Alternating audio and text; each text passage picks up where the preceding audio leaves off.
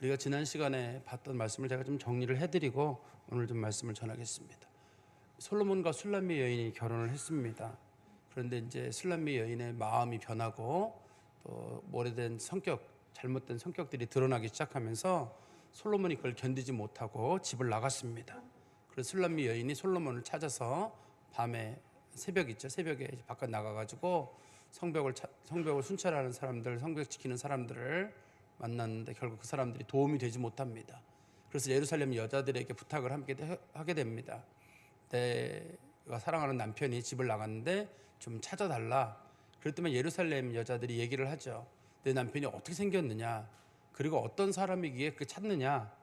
그래서 이제 술람미 여인이 설명을 합니다. 키는 어떻게 생겼고, 외모는 어떻게 생겼고, 성품은 어떤 사람이고, 쭉 얘기를 하는 중에 술람미 여인이 한 가지 깨닫는 게 있습니다. 이렇게 좋은 사람인데 내가 왜 그동안 몰랐지? 남에게 설명을 쭉 붙이다 보니까 좋은 사람이에요. 참 좋은 사람인데 그동안 자기가 그것을 깨닫지를 못했습니다. 이분 인격도 좋은 분이고 모든 면에 좋은 분이었는데 내가 큰 실수를 했구나 하는 생각을 깨닫게 된 겁니다. 어떻든 우리 이 술람미 여인이 이렇게 깨닫는 과정은 적어도 술람미 여인이 이제 고난을 겪었기 때문이거든요. 솔로몬이 떠나고 나면서 자기가 혼자 있는 시간이 얼마 되는 사이에 자기가 곰곰이 생각해 보다가 이런 분이구나, 솔로몬이란 분이. 그렇게 해서 깨닫게 된 거거든요. 사실 우리 그리스도인들도 고난에 대한 얘기를 많이 꺼내요. 다른 데랑 다르게 교회가 고난에 대한 얘기를 많이 꺼내고 또 고난이 유익이다라는 말을 많이 합니다만 사실 그게 난 성도들이 할 수만 있으면 고난을 겪지 않았으면 좋겠어요. 사실 또 고난 중에는 정말 인간이 겪기 어려운 그런 고난도 많기 때문에 할 수만 있으면 고난을 겪진 않았으면 좋겠다라는 그런 바람이 있습니다만 하나님께서 주신 고난이 우리에게 주신 유익은 있습니다. 고난이 오게 되면 인간은 적어도 자기가 얼마나 연약한 존재인 줄 알아요. 그리고 겸손한 마음을 갖게 되고 적어도 하나님을 찾게 되는 건 맞습니다. 그렇지 않으면 고난이 없는 사람들의 특징은 사람의 마음이 자기가 얼만큼 약한지 몰라요. 그래서 자기도 모르게 나도 모르게 교만하게 되고 하나님 찾기보다는 하나님을 멀리하게 되는 것, 그것은 분명한 것 같습니다. 어떻든 간에 이 술람미 여인은 솔로몬을 찾으러 돌아다니면서 자기 자신이 그동안 솔로몬과 했던 얘기들, 그런 것들을 쭉 살펴보다 보니까 솔로몬이 자기에게 했던 모든 것들이 다 사랑이에요. 그런데 부부 관계잖아요. 솔로몬과 술람미 여인은 부부 관계다 보니까 서로 다툴 때도 있고 잔소리도 있고, 술람미 여인도 잔소리를 하지만 솔로몬도 잔소리를 하거든요, 서로 간에. 그래서 지금 이제 부부 간에 지금 싸움이 생긴 문제란 말이에요. 그런데 지나고 나보니까 그 사람이 나한테 했던 게 전부 사랑이었는데, 그때는 저 사람은 나한테 왜 저렇게 잔소리를 하고 내 마음대로 안 되는 거 생각을 했는데, 지나고 나보니까 우리 지난번에 봤던 성경 그 맨 마지막 구절이거든요. 그 모든 것이 사랑이었더라. 그렇게 성경이 끝나게 되거든요. 사실 우리도 사람들과 관계 속에서 정말 소중한 사람들을 잃고 난 다음에 그때 사랑이었는데, 예를 들어 우리가 이제 부모님들 여의게 되잖아요. 부모님들 모시다 보면 부모님들이 짜증도 내고 또 노인들이다 보니까 뭐 여러 가지 노인성 여러 가지 질환도 있고 모시기 쉽지 않아요. 그리고 우리가 지나고 난 다음에 보면 어른들이 우리에게 보여줬던 것들이 사랑이라는 사실을 나중에 깨닫게 돼요. 이것도 사랑이셨구나. 나는 내가 뭘 도와드리고 모신 것 같은데 지나고 나보면 사랑을 많이 받았다는 생각을 하게 돼요. 또 간혹 이제 배우자가 먼저 가는 경우 있잖아요. 배우자가 먼저 가는 경우도 보면은 서로 막 티격타격하고 지냈는데 그때는 저 사람 없이도 살 것 같았는데 지나고 나보면 참 그 사람 소중한 사람이었는데 내가 몰랐어요. 그래서 내가 나도 모르게 참 잔소리를 했는데 나중에 보니까 그 사람이 참 좋은 사람이었다는 사실을 우리가 깨닫게 되는 경우가 있습니다. 어떻든 간에 성경은 보면 하나님께서는 모든 것들을 사랑으로 주시는데 때로는 그것이 고난이든 때로는 아픔이든 지나고 나보면 그것이 모두가 사랑이더라. 그런데 술람미 여인은 왜 이걸 그동안 오해했었냐면 그 솔로몬이라는 분에 대해 잘 몰랐기 때문에 그래요. 제대로 알았더라면, 우리 그리스도인들이 하나님 앞에 원망하는 이유 중에 한 가지도 그것 때문이잖아요. 하나님을 잘 몰라서 그래요. 하나님께서 우리에게 뭔가 주시는 것들은 다 뜻이 있고 이유가 있는데 뭐 여러분들은 동의하는지 모르겠습니다만 이제 칼빈이라고 하는 그 종교 개혁자가 믿음을 이렇게 정의를 내렸습니다. 믿음이란 하나님께서 자기 백성에게 가장 좋은 것을 주실 줄 믿는 것.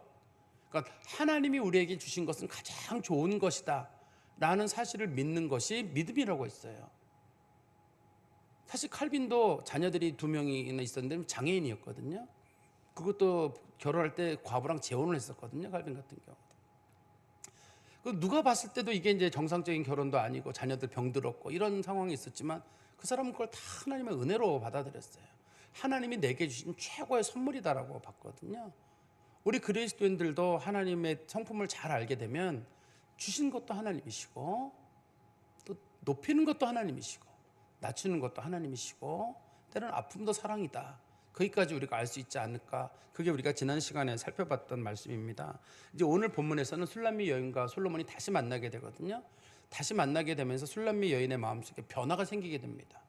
그전에는 자기가 자기 인생을 주도해서 끌고 가야 된다고 생각을 했어요. 자기가 주인이에요, 인생에. 그래서 솔로몬도 자기 마음대로 쥐락펴락해야지만이 내가 편하다고 생각을 했는데 솔로몬을 한번 잃었다가 다시 찾고 나서부터는 술람미 여인의 마음속에 변화가 생기게 됩니다. 아, 내가 내 인생의 주인이 돼서는 안 되고 솔로몬이 주인이 돼야 되는구나. 우리 그리스도인들도 신앙적 차원에서도요. 처음에 우리는 하나님을 뭐라고 부르냐면 교회에 오면 여러분도 하나같이 하나님을 주님이라고 부릅니다. 하나님을 주님, 예수님도 주님이라고 부르지만 하나님도 주님이라고 부르거든요. 주님이라는 말의 뜻은 다른 말로 하면 나는 당신의 종입니다. 그런 뜻이에요. 그러면 우리가 하나님을 주여라고 부른다는 말 속에는 저는 제 의견을 일절 주장하지 않겠습니다. 하나님 시키는 대로 하겠습니다라는 약속입니다. 그게. 그러니까 주여라고 부르는 거거든요. 근데 우리는 말로만 주여지 사실은 내가 주인이에요. 내가 주인이어가지고 주님을 종다루듯이 하죠. 주님 이거 주십시오. 이것도 주시고 저것도 주시고 저것도 주시고 몇 월 며칠까지 안 주시면 저 교회 안 나옵니다. 당신이 안 계신 거로 보고 저 교회 안 나옵니다. 그렇게 알고 계세요. 이런 식으로 우리가 주님 앞에 약간 이렇게 좀 겁박을 하는 그런 경향이 우리 가운데 있어요. 근데 말로는 주님이죠. 주여 주여 하지만 달라고는 하지만 내가 주님을 주인으로 여기고 주님으로 섬기고 그런 부분은 굉장히 약해요. 근데 이제 술람미 여인이 자기가 솔로몬을 한번 또 문제가 생기고 나서 다시 만난 다음부터는 자기 마음속에 변화가 생겨가지고 아, 이제는 저분이 내 주님이시다. 내가 이제는 내 의견을 주장하지 말고 그거 하는 대로 내가 잘 따라가야 되겠다. 그런 마음의 변화가 생긴다는 게 오늘 본문에 나와 있는 그런 내용입니다. 우리 성경 말씀 6장 2절 말씀 보세요. 6장 2절에 보시면 내 사랑하는 자가 자기 동산에 내려가 향기로운 꽃밭에 이르러 동산 가운데서 양떼를 먹이며 백합화를 꺾는구나. 여기 보면 이제 솔로몬과 술람미 여인이 다시 만났거든요. 다시 만나게 됐는데 어떻게 다시 만나게 됐냐면 솔로몬이 찾아온 겁니다. 술람미 여인은 자기가 솔로몬을 만나는 줄 알았어요. 자기가 찾으면 되는 줄 알았거든요. 그래가지고 먼저 그 성벽 지키는 사람들, 성을 지키는 사람들 찾아가서 솔로몬 받느냐라고 물어보고 또 예루살렘 여자들을 만나가지고 우리 내 남편 받느냐, 외모는 이렇게 생기고 성품은 이렇고 받느냐 돌아다녔거든요. 전부 자기가 찾는 줄 알았어요. 근데 성경에 보니까 이 솔로몬이 술람미 여인을 찾아오는 거예요. 솔로몬이 술람미 여인을 찾아와가지고 솔로몬이 술람미 여인을 만나는 건데요. 우리 성경에 나오는 표현들, 이제 앞부분에 나왔던 표현들이 반복되는 부분이 많기 때문에 조금 그런 차원에서 이해를 하시면 될 것 같은데, 그 술람미 여인이 자기 자신을 뭐라고 부르냐면요, 내 사랑하는 자가 자기 동산으로 왔다, 이렇게 표현하고 있어요. 여기서 동산은 그 아가서에서 동산은 여자의 몸을 말하거든요. 여자의 몸을 말하는데 과거에는 술람미 여인이 자기 몸을 내 몸이라고 주장을 했어요. 이제는 자기 몸, 즉 솔로몬의 몸이라고 주장을 합니다. 이제는 내 몸이 아니라 당신 몸입니다.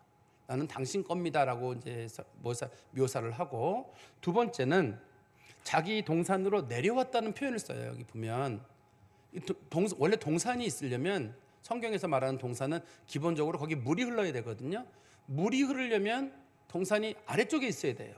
그러니까 누가 위에서 내려오는 거는 맞아요. 아래쪽에 있어야 되니까 위에서 내려오는 건 맞는데, 이 본문에서 내려온다는 말은 그리스도의 성육신을 얘기하는 거거든요. 우리가 하나님을 믿고 하나님을 찾는 것 아니라 하나님이 우리를 찾아오시고 우리를 만나주시고 우리를 구원해 주시는 것, 그것이 우리가 믿고 있는 믿음의 본질이에요. 우리가 믿고 있는 믿음의 본질은 그런 거거든요. 그리고 성경 말씀 다시 보십시오. 다시 보시면 그가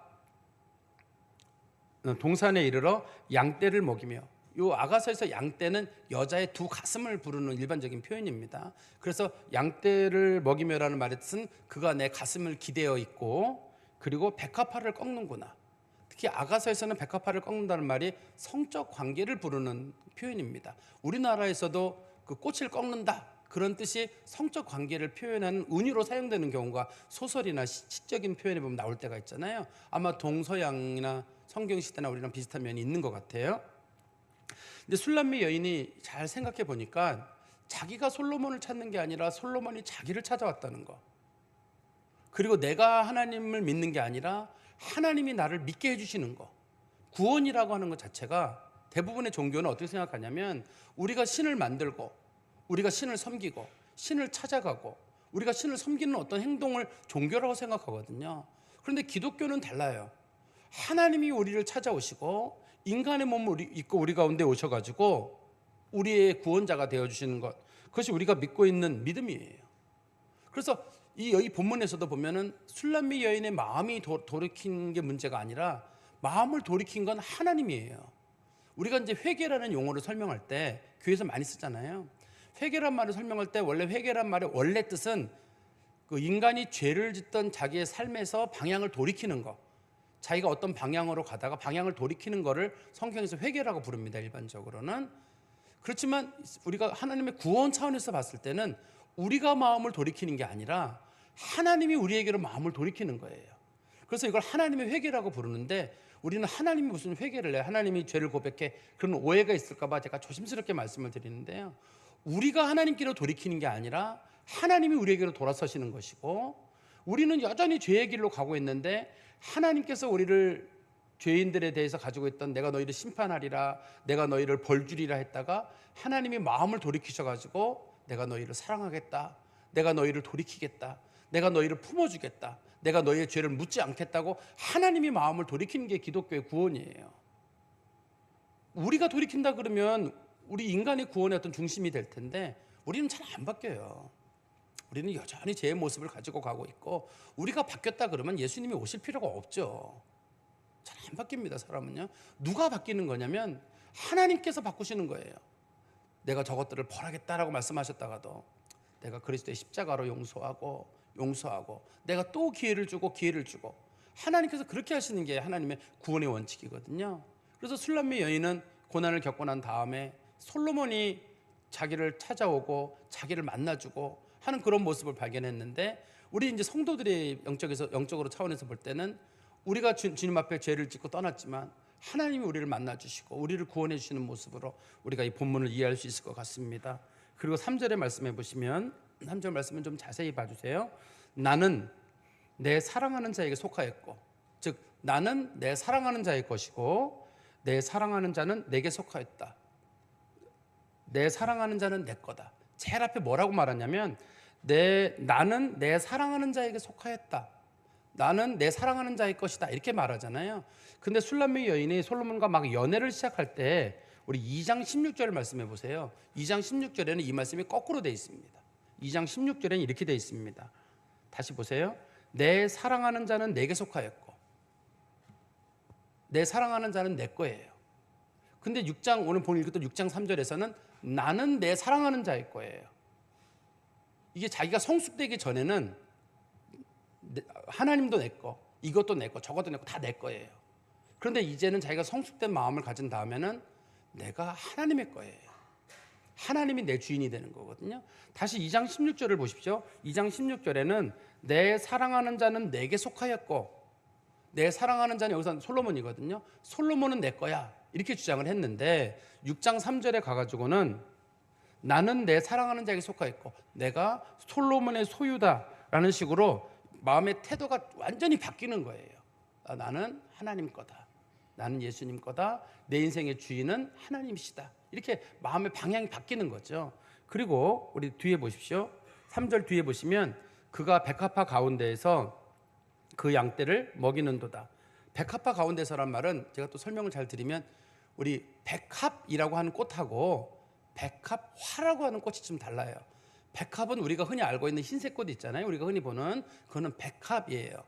백합화는 이스라엘 지역에 있는 빨간색 잡초예요. 다른 꽃입니다. 우리가 이거를 보통 경우 이제 그 백합화를 영어 꽃으로 이름으로는 아네모네 꽃이라고 부르거나 양귀비 꽃이라고 부릅니다. 일반적으로 빨간색 꽃인데 그 여자들이 이스라엘 지역에서 여자들이 결혼식이 있거나 좋은 잔치가 있으면 목에다가 이 백합화로 된 그 화환 같은 걸 만들어 가지고 목에다 이렇게 걸고 있었거든요. 그래서 이 본문에 보면은 3절에 그가 백합화 가운데서 그 양떼를 먹이는도다라는 말은 내가 지금 목에다가 백합화로 된 화환을 두르고 있는데 그가 내 가슴에 기대어 있구나, 이런 뜻이거든요. 그가 나와 아주 가까이 있다는 뜻입니다. 어떻든 간에 이 부분을 좀 설명드리면 좀 전에 말씀드렸던 대로 술람미 여인의 마음의 변화가 생겨가지고 이제는 내가 내 인생의 주인이 아니라 솔로몬이 내 인생의 주인이다. 우리로 말하면 그리스도인들이 이제는 내가 주인이 아니다, 하나님이 내 주인이다. 아주 가깝게 지내게 되면서 다시 영적으로 뭔가 깨달음을 갖게 된 거예요. 그런데 제가 또 처음에도 그런 말씀 드렸습니다만 우리는 주님을 주님이라 부르고 나는 하나님의 소유입니다라는 얘기를 자주 씁니다만 우리는 사실 내 인생의 주인이 나예요. 대부분의 학교 교육은 뭐라고 가르치냐면 여러분들이 교육을 통해서 자아를 실현해라. 자아를 실현하란 말은 너희들이 가지고 있는 실력들을 발휘하고 너희들이 하고 싶은 대로 해라. 인생이란 너희들이 하고 싶은 대로 해나가는 그게 행복이다. 자기가 하고 싶은 거 하고 원하는 거 하고 너희들의 실력을 발휘하고 그런 것들이 이제 교육의 기본적인 목적이거든요. 그렇지만 성경은 뭐라고 말하냐면 하나님이 원하시는 것들을 하는 것이 교회 교육의 목적이고 교회가 추구하는 바의 목적이에요. 우리가 예수를 믿는다고 하면 그러면 어떻게 살아야 하느냐? 이제는 삶의 주인이 예수님이기 때문에 예수님이 도대체 뭘 원하시는가가 목적이에요. 우리가 가정을 꾸려 나갈 때에도 서로 부부간에 어떻게 하면 더 행복하게 살 것인가, 이게 초점이 아니라 우리 가정을 통해서 우리가 어떻게 하나님을 기쁘시게 할 것인가. 내가 내 남편과 내 아내와 내 자식들과 다 전체를 돌보고 있을 때 우리 가정이 어떻게 하면 하나님이 더 기쁘시게 될 것인가. 내가 직장 생활을 한다 그러면 내가 이 직장 생활을 통해 가지고 하나님께서 어떻게 영광을 받으시도록 할 것인가. 직장도 하나님이 주신 선교의 터거든요. 거기서 내가 어떻게 하나님을 섬길 것인가. 또 우리 학교를 다니는 사람들은 내가 다니는 이 학교에서 하나님께서 영광을 받으시도록 나는 어떻게 할 것인가. 그게 우리 성도들의 목표가 되고 삶의 지향성이 되어야 되는데요. 우리는 그렇지 않고 내가 꿈꾸는 게 있어요. 내가 이게 꿈이에요. 하나님 앞에 하나님 내가 이 꿈을 이루도록 도와주십시오. 나는 이런 꿈을 가지고 사회 지도자가 되고 싶고 나는 유명한 학자가 되고 싶고 난 유명한 경제인이 되고 싶고 나는 유명한 음악가가 되고 싶고 내가 이걸 하고 싶은데 하나님 도와주십시오. 그게 우리들의 삶의 목표가 된다 그러면 그 사람은 성숙한 그리스도인이 아니고 인생의 가치관 자체가 잘못된 거예요. 성숙한 그리스도인들은 내가 주인이 아니라 하나님이 주인이고 하나님이 내 인생의 목표거든요. 그렇다고 해가지고 무슨 뭐 선교 가고 뭐 목회자가 되고 꼭 그런 것만 하라는 건 아닙니다. 우리들이 계획을 세울 때 내가 이걸 통해 가지고 어떻게 하나님의 영광을 드러낼 것인가, 내 개인의 삶을 통해서 나는 하나님 앞에 뭘 할 것인가. 우리들의 인생에 어떤 분들은 50년 남은 분도 계실 것이고 어떤 분들은 10년, 20년 남은 분도 계실 거예요. 이 남은 인생을 하나님 앞에 어떻게 쓰다 갈 것인가, 그걸 고민하고 그 문제를 가지고 하나님 앞에 아뢰는 사람들, 하나님 저를 어떻게 쓰시겠습니까? 제가 어떻게 사용될까요? 이게 기도의 제목이 된다 그러면 성숙한 사람이에요. 하나님 우리 가족을 통해서, 우리 가정을 통해서 하나님을 어떻게 기쁘시게 할까요? 우리 아이들은 어떻게 하나님을 잘 섬겨야 할까요? 우리 가족들은 어떻게 할까요? 이런 것들이 알려지면 그 사람이 성숙한 그리스도인인데, 내가 꿈꾸는 것을 채우기 위해서 하나님 이거 해주시고 저거 해주시고 저거 해주시고 저거 해주시고 만약에 안 해주면 다 교회 떠납니다. 이런 식으로 우리가 하나님을 이렇게 겁박을 주고 협박하는 그런 식의 행태의 삶이 우리가 익숙해져 버렸거든요. 술람미 여인도 2장 16절처럼 처음에는 그랬어요. 막 연애할 때 들떠가지고 하나님 이것도 좋고 저것도 좋은 분이니까 하나님 이것도 사주세요, 저것도 사주세요, 저것도 사주세요.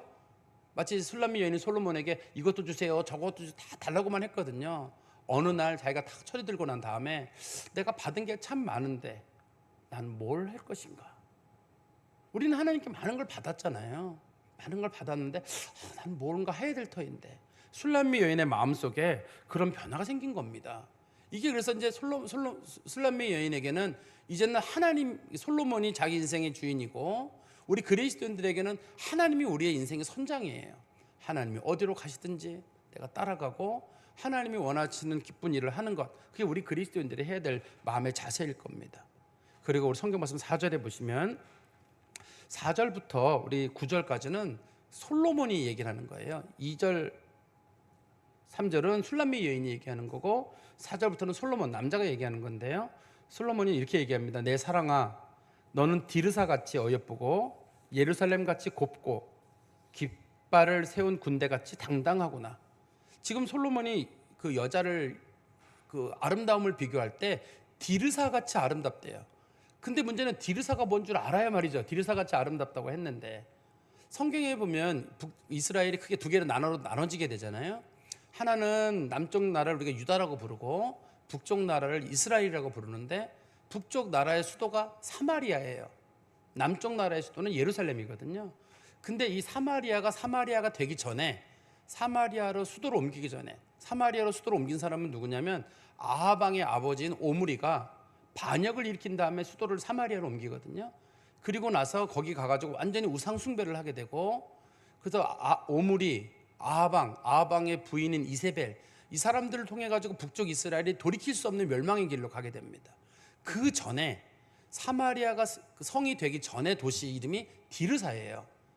디르사라는 아름다운 곳에 있었는데 이 성이 너무 작고, 두 번째는 이 성에 전 정권의 사람들이 살고 있어요. 그래서 천도를 합니다. 도시를 옮겨가지고 사마리아로 도시를 옮기게 되거든요, 수도를. 그래서 전 정권을 가지고 있던 그런 귀족들을 몰아내고 자기가 이거 새롭게 나라를 설정하게 되거든요. 근데 하나님께서는 사마리아가 아름답다고 말하지 않고 디르사가 아름답다고 말하는 이유는 사마리아는 더 이상 희망이 없어서 그래요. 사마리아는 역사적으로 완전히 사라지게 되고 북쪽에 있던 10개의 지파는 완전히 역사적으로 없어지게 됩니다. 그래서 하나님께서는 사마리아를 사랑한다고 말하지 않고 디르사, 그래도 희망이 있던 디르사를 아름답다고 지금 말하고 있는 거예요. 너는 디르사같이 아름답다는 말은 하나님께서 이스라엘 백성들을 사랑한다는 뜻이에요. 북쪽 이스라엘을. 그리고 두 번째는 예루살렘같이 곱고, 예루살렘이라는 나라는 누가 세웠냐면 성은 누가 세웠냐면 솔로몬이 세웠어요. 원래는 여부수족 이방인들이 우상 섬기던 자리였는데 여기를 이제 그 다윗 왕이 점령을 한 다음에 그것을 자신들의 수도로 삼고 거기다가 이제 성전도 나중에 드릴 수 있도록 준비를 하게 되거든요. 남쪽 유다의 땅인데 이곳이 나중에 이것도 마찬가지로 바벨론의 침공으로 멸망하게 되거든요. 죄악의 땅이에요. 죄악의 땅입니다. 둘 다 죄악의 땅이긴 한데, 그래도 하나님 말씀하시기를 나는 디르사도 사랑하고 나는 예루살렘도 사랑한다. 이스라엘 백성들을 사랑한다는 하나님의 뜻입니다. 그러면서 하시는 말씀이 또 하나 이런 얘기 듣잖아요. 깃발을 세운 군대같이 당당하구나. 그 여자의 모습을 너는 마치 깃발을 세운 군대같이 당당하다 이렇게 표현하니까 우리들에게는 쉽게 다가오지 않는데요. 이 의미를 잘 생각해 보시면 깃발을 들고 사람들이 막 군인들이 걸어가는 거예요. 그러면 군인들이 막 깃발을 들고 나팔을 불고 걸어가면 옆에 있는 사람들이 두려움을 느끼거든요. 이 본문에서도 깃발을 세운 군대같이 당당하다는 말은 너 옆에 서면 내가 두려움을 느낄 정도로 아름답다는 뜻입니다. 원래 뜻이. 그러니까 두려움을 느낄 정도로 아름답다는 말은 치명적이고 사랑하지 않을 수 없을 만큼, 내가 너를 사랑하지 않을 수 없을 만큼 당신은 매력적이다 이런 뜻이에요. 그래서 우리 성경적 표현으로 이거 바꾸면 이 북쪽 이스라엘 디르사야, 예루살렘아, 내가 어찌 너희를 사랑하지 않는단 말이냐. 너희들에게는 내가 너희들과 맺은 언약이 있어서 치명적인 아름다움이 너희들에게 있는데 내가 어찌 너희들을 사랑하지 않는단 말이냐. 이 여인의 매력을 요즘 사람들은 파무 파탈이라고 부르죠. 프랑스어로 파무 파탈이라 그래가지고 어떤 남자도 그 매력에서는 벗어날 수 없다. 그런 사람들, 매력이라는 말보다는 아마 우리식 표현으로는 마력이라는 말이 더 맞을 것 같을 정도인데요. 어떻든 그 정도의 매력을 가진 사람을 여기서 지금 그 깃발을 세운 그 사람처럼 당당하다고 하는 거거든요. 그만큼 매력적이고 아름답다는 뜻인데, 북쪽 이스라엘도 죄를 저질렀고 남쪽 이스라엘도 죄를 저질렀어요. 북쪽의 디르사도 죄를 저질렀고 예루살렘도 죄를 저질렀는데 완전히 멸망하는 사마리아 말고 나머지 디르사랑 예루살렘을 하나님께서 말씀하시기를 나는 아직도 저들을 사랑한다. 저들을 사랑하지 않고서는 견딜 수 없고 그들에게는 내가 저들을 사랑할 수밖에 없는 특별한 매력이 있다. 하나님 택하셨거든요. 하나님의 백성이라고 하나님 부르셨기 때문에 하나님께서는 그들을 끝까지 사랑하시거든요. 그리고 너무 사랑하기 때문에 이 본문에서는 그 깃발을 세운 것처럼 당당하다는 말의 뜻은 너를 너무 사랑해서 내가 눈을 뗄 수 없을 정도로 사랑한다는 그런 뜻이거든요. 그래서 내가 잠시도 이스라엘을, 잠시도 유다를 향해서 내 눈을 떼지 않겠다고 말씀하시고, 우리 그리스도인들을 말한다 그러면 하나님께서 우리 그리스도인들 하나하나에 대해서 내가 너희들을 사랑한다. 비록 너희들이 죄를 저지르고 허물이 많더라도 나는 너희를 사랑한다. 끝까지 내 눈을 떼지 않겠다는 하나님의 약속입니다. 그리고 우리 6장 5절의 말씀해 보시면 네 눈이 나를 놀라게 하니 돌이켜 나를 보지 말라.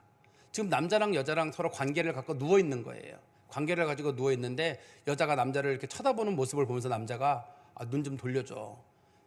얼굴을 돌리라는 거예요. 왜 그러냐면 당신 눈을 보면 내가 당신 눈에 빠져버릴 것 같아. 정확한 표현은 어떤 표현이냐면 나는 지금도 당신 눈빛을 보면 가슴이 떨린다는 거예요. 둘이 결혼한 지 됐습니다.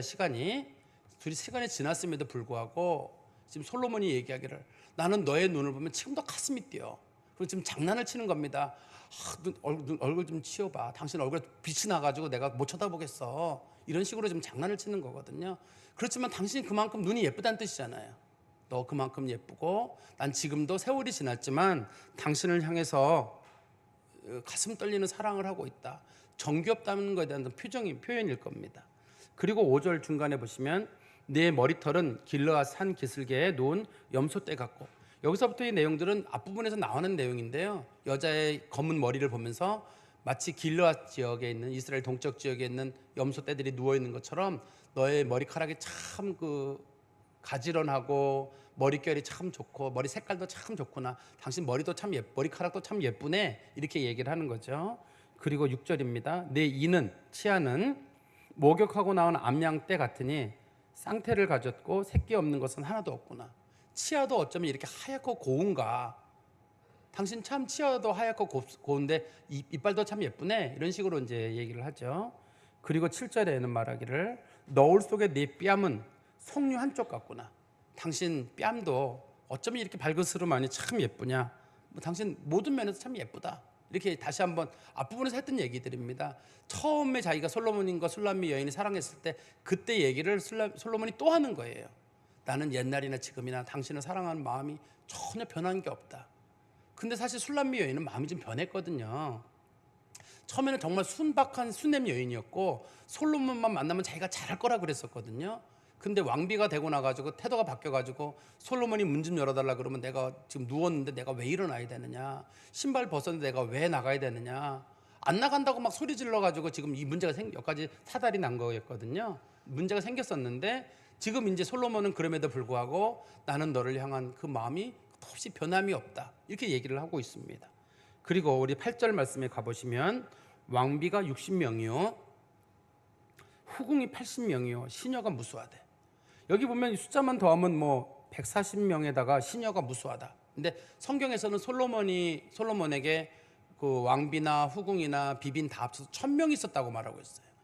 근데 성경에서 여기서는 숫자는 별로 중요하지 않습니다. 숫자를 말하는 게 핵심이 아니기 때문에 그 많은 사람들 중에서 너 하나만, 그 얘기를 하려고 하는 거예요. 사실 예루살렘 여자들은 다 예쁜 사람들이에요.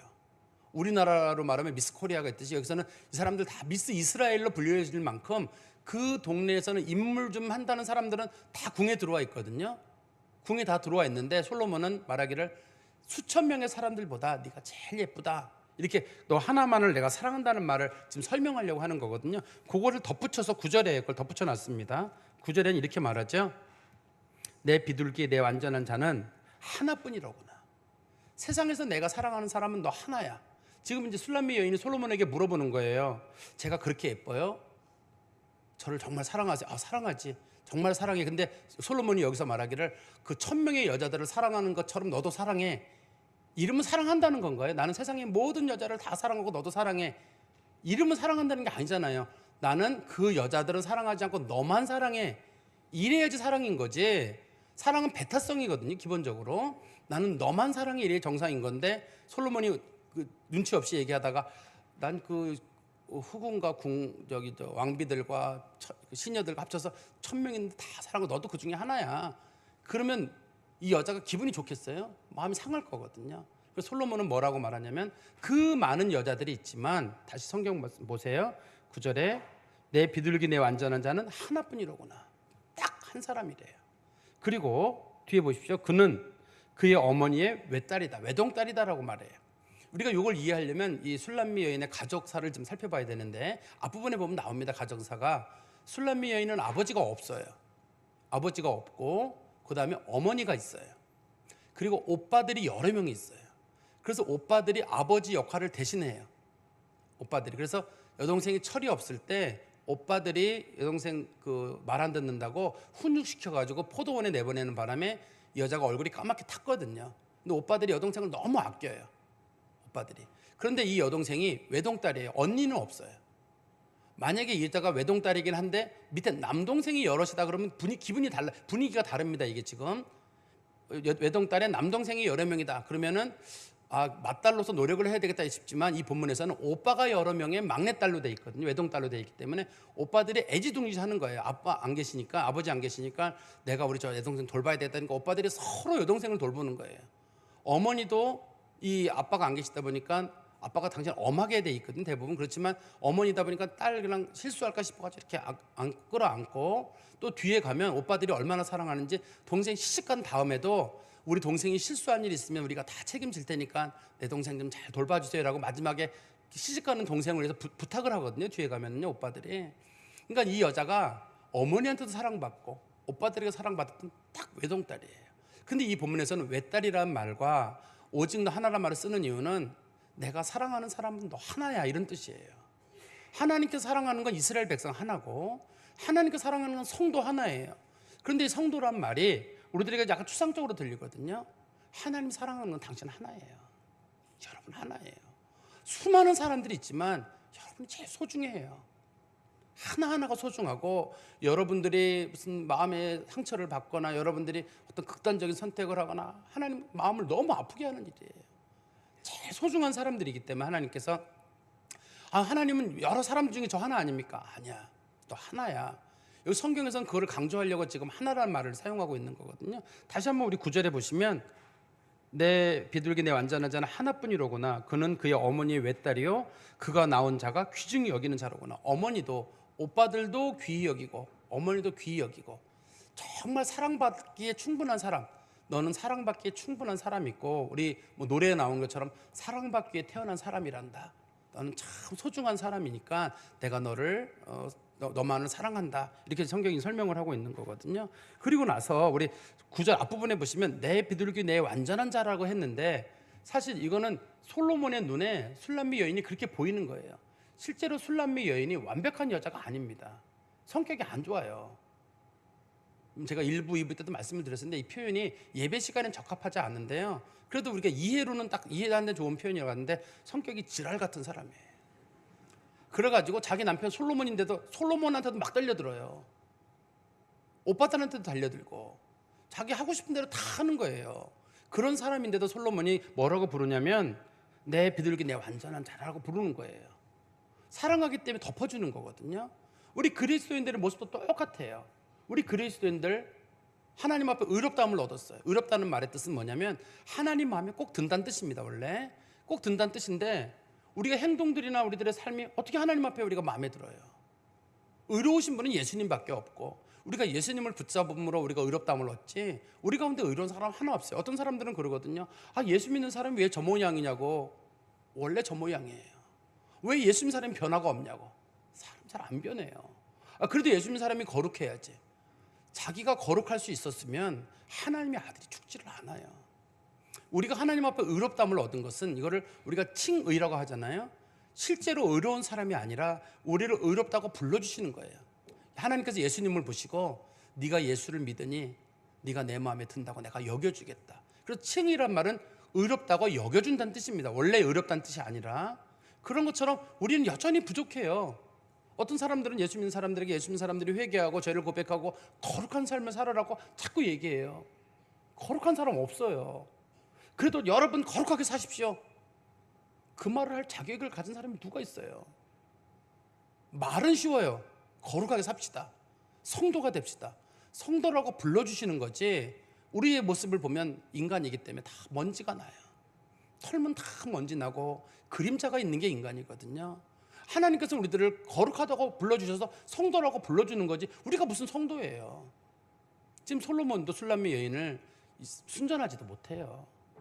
종교적으로나 뭐 영적으로나 모든 면에서 다 부족한데도 나의 비둘기, 내 순전한 자야, 이런 식으로 부르면서 끌어안는 모습을 우리가 보게 됩니다. 말씀의 결론을 맺으면, 하나님과 우리의 구원의 문제는 하나님이 이끌어 가시는 거예요.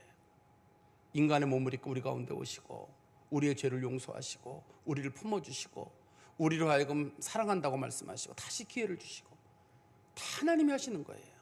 우리는 우리가 하나님을 찾고 하나님을 믿는 것처럼 보이는데 우리가 그러는 거 아니에요. 우리가 모를 때는 내가 하나님 앞에 내 마음대로 한다고 생각할지 모르겠습니다만, 우리가 어느 정도 나이를 먹고 나면 내 인생 내 마음대로 되는 거 없잖아요. 내 마음대로 가지도 않습니다. 실제로 내 마음대로 가면 문제예요. 실제로 또 하나님께서 인도하시는데, 하나님께서 모든 것들을 인도하시는 줄 알고 우리가 하나님 앞에 할 수 있는 건 딱 한 가지예요. 예수 믿는 거예요. 어떤 분들은 그런 얘기를 해요. 믿기만 하면 되냐고. 불행히도 믿기만 하면 돼요.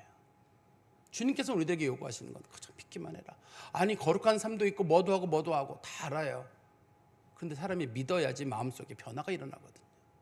어떤 분들은 엄하게 얘기를 해야 분들이 있어요. 당신 그런 식으로 하면 지옥 간다. 회초리를 들고 때리고 해야지 애가 바뀐다는 사람들이 있거든요. 저는 반대예요. 사랑이 사람을 바꾼다고 생각해요.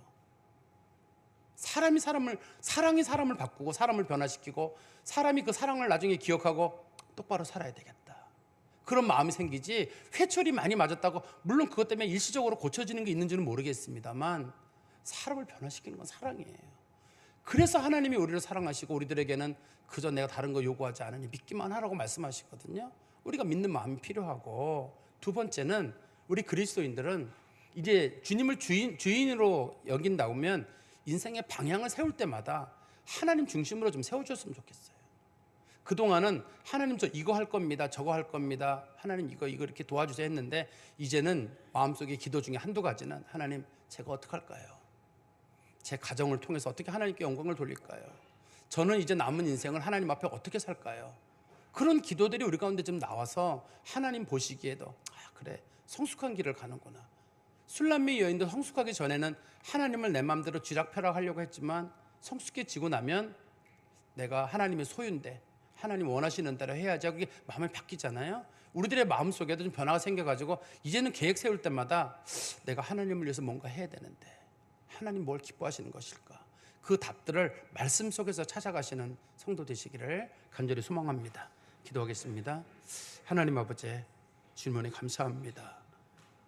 주께서 저희들을 사랑해 주셔서 은혜를 베풀어 주시고, 인간의 몸을 입고 우리 가운데 오사 구원의 역사에 이루심을 저희들이 믿습니다.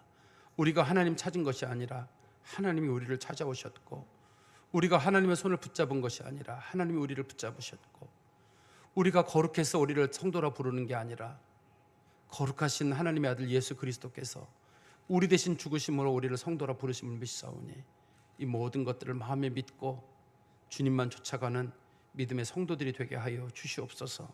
우리가 하루 더 주님 앞에 인생을 살았사오니 좀 더 성숙한 모습으로 우리들의 인생의 주인이 주님임을 인정하며 사는 성도들이 되게 하여 주시옵소서. 예수 그리스도의 이름으로 기도하옵나이다. 아멘.